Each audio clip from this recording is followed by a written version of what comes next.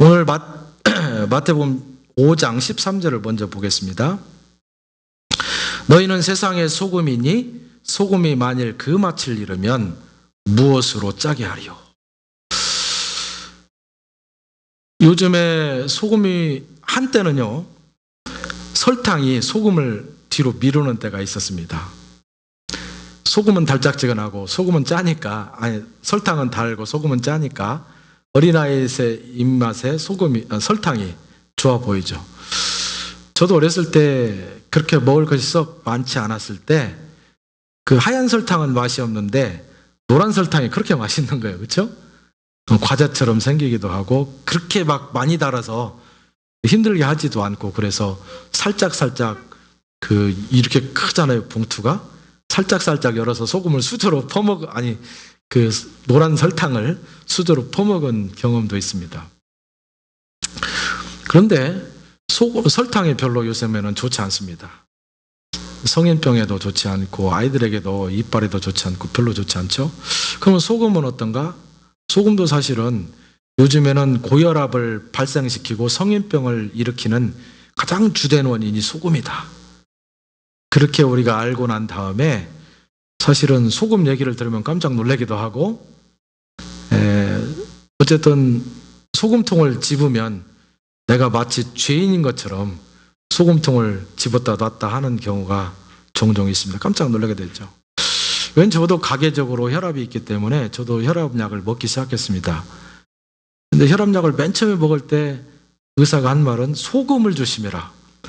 집에서도 집사람이 소금을 안 넣고 맨 음식을 넣고 하니까 사람이 맛이 길들여야 되는데 소금을 안 넣으니까 맛이 없잖아요. 그러니까 소금을 넣으려고 하면 눈치가 보이고 죄인인 것처럼 생각되고, 어쨌든 요새는 소금이 그렇습니다. 그러나 그거와 상관없이 소금이 갖는 어떤 의미 때문에 하나님께서는 우리를 소금이라고 얘기했을까? 우리가 좀 생각해 볼 필요성이 있다고 생각합니다. 여러분, 소금이라고 하는 것이 뭡니까? 소금은요, 갈증을 유발하는 기능이 있습니다. 여러분 중에서는 없으리라고 생각하지만 제가 얘기를 들어보니까 이 안주를 팔 때는 그 소금이 많이 묻어있는 땅콩이나, 그러면 이게 뭡니까? 오징어 같은 거 이런 많이 안주로 내놓지 않습니까? 왜 그런지 아세요? 네, 그걸 먹으면 짭짤함해서요 사람이 물을 찾게 돼 있어요. 근데 술을 사 먹는 사람이 물 달라고 할 수 있겠어요? 계속 술을 시키는 거죠. 그래서 소금이라고 하는 것은 무엇인가 먹을 수 있는 물 종류를 먹을 수 있도록 갈증을 유발하는 기능이 있습니다. 이 기능을 잘 생각해 주세요. 두 번째는 어떤 기능이 있냐면 맛을 나게 하는 기능이 있습니다. 제가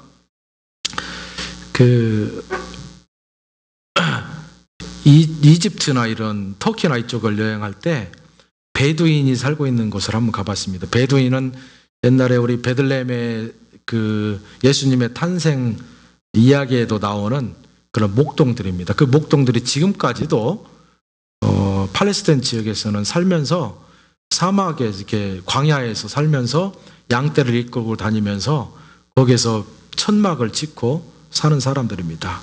그 사람들의 주식은 우유, 버터 이런 것과 밀가루 반죽해서 만들어 놓은 넓적한 피타 같은 빵입니다. 인도 사람들이 먹고 있는 그 납작한 거 있죠? 그것을 베두인들도 먹습니다. 그런데 거기에다가 다른 반찬을 먹는 것도 아니고 그냥 그것만 먹는 거예요. 우리나라의 소뚜껑처럼 둥그런 쇠에다가 그거를 이렇게 덮어놓고 거꾸로 뒤집어 놓고 불을 떼고 그 위에다가 그 반죽한 밀가루를 얇게 해서 이렇게 크게 만듭니다. 그래서 한국에 누룽지 갖고 구워지던 것처럼 넓게 해서 그렇게 전을 붙여서 그냥 뜯어먹는데 이 맛이 없어서 먹을 수가 없어요. 그러니까 그 사람들이 맛을 내기 위해서 가미하는 게 뭐냐면 딱 하나인데 소금이에요. 밀가루 반죽에다가 소금을 넣어가지고 반죽을 해가지고 먹으면 그 사막에서는 먹을 게 그거하고 우유밖에 없기 때문에요, 꿀맛이에요. 저도 먹어봤는데 거기 사막이지만 밤에는 추워요. 밤에는 춥고 사막이니까 차가 다니는 것이 아니고 다 걸어서 다녀야 되고, 그렇죠? 그러니까 그것이 굉장히 맛있고 꿀처럼 달게 느껴지는 것을 한번 경험해 본 적이 있습니다. 소금의 두 번째 특성은 맛을 가미해 주는 데 있습니다. 세 번째는요, 요즘에는 다 냉장고, 냉동고가 있어서 부패를 방지하지만 냉장고, 냉동고가 없을 때, 제가 중학교 다닐 때만 해도 냉장고, 냉동고가 있는 집이 별로 없었습니다. 그래서 제가 저녁 때 교인 중에서 약국을 하는 집사님이 있었는데 그 동네에서 유일하게 냉장고를 갖고 있는 집이었어요. 이 아버님이 목회를 했기 때문에 그 집사님은 다른 데는 얼음을 대지 않고 사택인 우리 집에만 얼음을 대겠다 그래가지고 제가 그릇을 가지고 가서 그 얼음을 많이 얼린 것을 집에 박스에 넣어서 거기다가 이제 음식을 저장하는 그런 기억이 지금도 생생합니다. 소금이라고 하는 것은 옛날에 간을 절여서 장시간 동안 두고 먹어야 되는 음식을 부패하지 아니하도록 한 기능을 했습니다. 그래서 김치나 이런 모든 것들이 오래 가는 이유가 뭡니까?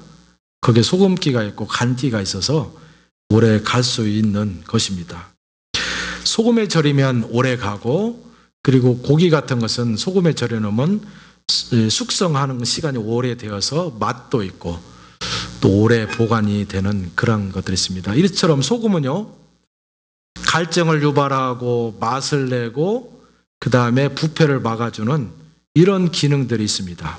자, 그러면 우리가 여기서 질문이 생깁니다. 그러면 이 세 가지의 기능 중에 무엇을 딱 꼬집어서 예수님께서는 우리를 소금과 같은 기능을 하라고 하셨을까? 무엇인가가 있습니까? 첫 번째로 우리가 생각해 볼 수 있는 것은 우리 기독교인들이 신앙으로 다듬어져서 분명한 목적 의식을 가지고 적극적으로 그리고 세상을 즐겁게 살아갈 수 있다면 주변의 많은 사람들에게 사실은 그런 영적인 목마름을 유발할 수 있는 우리가 될 수 있다, 이렇게 생각을 하게 됩니다. 다른 말로 하면 새 삶에 대한 갈망. 말하자면 세상은 우리에게 가치를 주고 우리가 삶을 살아가는 데 있어서 에너지의 역할을 하는 것들이 다 겪어본 바 있습니다. 그것이 우리의 성취욕, 우리의 재산, 이런 많은 것들이 있지 않겠습니까? 많은 사람들이 그것들을 통해서 삶의 의지를 불태웁니다. 그럼에도 불구하고 사람은 영적인 존재이기 때문에 만족할 수 없는 부분들이 분명히 있습니다. 그런데 만족하지 못하는 사람들 옆에 어떤 그리스도인들이 정말로 하나님 앞에 신실한 모습으로 살아가는 모습이 옆에서 보이면 그 사람들이 그것을 보고 간을 보지 않겠습니까? 간을 계속 보다 보면 나도 저 삶을 살고 싶은 그 새로운 삶에 대한 강한 갈증들이 그런 사람들에게서 나타날 수 있습니다. 그렇게 본다면 우리 그리스도인들은 믿지 아니하는 사람들에게 그들이 가질 수 없었던 영적인 새로운 갈망을 일으킬 수 있는 그러한 기능들을 분명히 할 수 있다고 생각됩니다. 두 번째는요, 우리 그리스도인들이 이 쭈삣쭈삣하지 아니하고 세상을 당당하게 살아가는 모습이 있을 수 있습니다. 우리는 하나님을 우리의 주인으로 섬기고 세상을 창조한 그 창조주가 우리의 주인이라고 하는 사실을 믿습니다.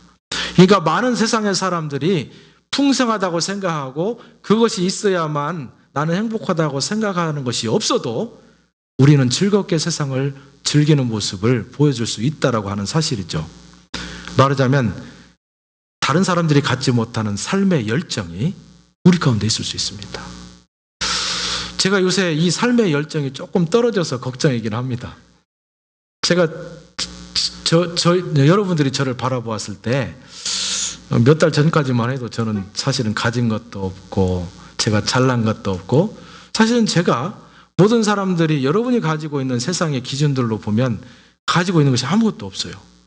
그럼에도 불구하고 저는 삶의 열정이 있었고 너무 행복하고 세상의 온갖 것들을 다 가진 듯한 느낌을 가지고 제가 세상을 살아간다. 저도 느끼는 바예요.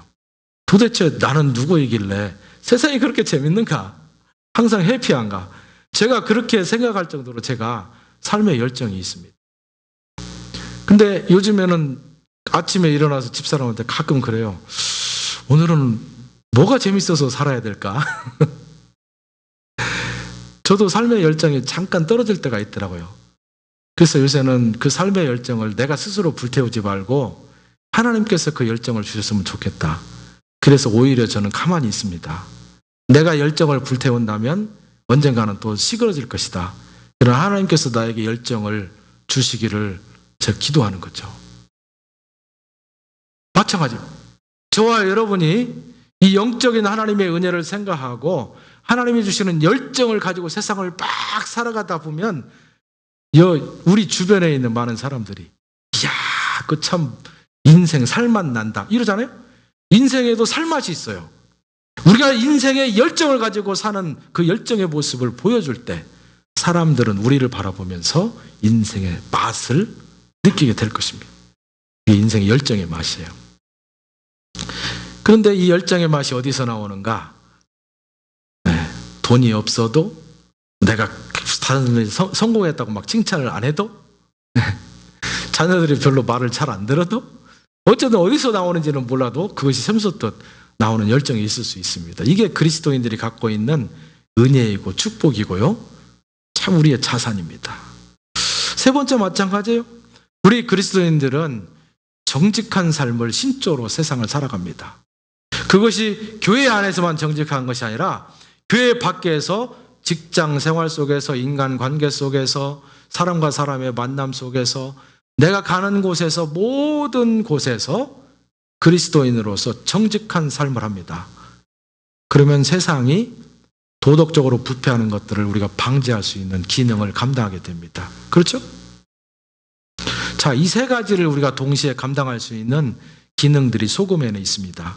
그런데 하나님께서는 그것들을 뭉뚱거려서 그러면 소금이라고 하는 것이 어떠한 모습으로 우리에게 갖춰져야 되는가 생각해 보니까요. 이 세 가지 소금의 기능을 하나로 묶으면 어떤 특성이 있게 되는데 그 특성이 뭔가? 여러분 뭐겠습니까? 소금이 갈증을 유발하고 소금이 맛을 내고 소금이 부패를 방지할 수 있는 기능을 하기 위해서 기본적으로 갖춰야 되는 게 무엇입니까? 소금이 소금으로서 정체성을 가져야 돼요. 소금이 말만 소금이고 짠맛이 없다면 이 모든 갈증이나 이런 모든 것들이 짠맛으로부터 나옵니다. 그러니까 소금이라고 하는 것이 세 가지 기능을 발휘하기 위해서 갖고 있는 공통적인 특성이 뭐냐면 그것은 소금은 짜야 된다는 거예요. 소금이 짜야 된다라고 하는 의미를 다른 말로 하면 소금이 소금다워야 되는 정체성이 있어야 되는데 우리 그리스도인으로 적용을 하면 뭐냐면 그리스도인이 그리스도인다운 짠맛, 그리스도인의 맛을 가지고 있어야만 그런 세 가지 기능을 할 수 있다라고 하는 사실입니다. 다른 말로 하면 정체성이에요. 이름은 그리스도인인데 행동은 그리스도인이 아니라면 우리는 그리스도인이라고 말할 수 없지 않겠습니까? 네. 그런 거와 마찬가지예요. 하나님께서, 예수님께서 우리에게 소금의 역할을 감당하라고 했을 때는 너희들이 그리스도인으로서 나를 따르고 있는 그리스도인으로서 그 정체성을 갖고 있어야만 된다. 두 번째 특성은 무엇이겠습니까? 소금이 아무리 세 가지 기능을 갖고 있고 정체성을 갖고 있다 해도 그 소금이 세 가지 기능을 발휘하기 있어서는 어떻게 해야 돼요? 무엇인가 접촉을 해야 됩니다. 어떤 사람의 입에 들어가야만이 그 사람이 갈증을 유발하게 돼 있고요. 간을 봐야만이 맛있다라고 평가를 할 수가 있게 되고 그 소금이 고기에 흩뿌려져야 그 고기에 닿아야만이 고기가 썩지 아니하는 기능을 발휘할 수 있습니다. 다른 말로 하면 접근성입니다. 접근성. 이것을 우리 그리스도인에게 이제 접목할 수 있습니다. 우리 그리스도인들이 아무리 그리스도인이다라고 스스로 자부하고 하나님이 우리를 그리스도인이라고 인정한다 할지라도 우리가 그리스도인이 아닌 세상 밖으로 나아가서 세상에서 살아가고 있는 사람과 부딪히고 맞닥뜨리고 그들과 함께 살아가지 않는다면 우리는 어떤 꼴이 됩니까?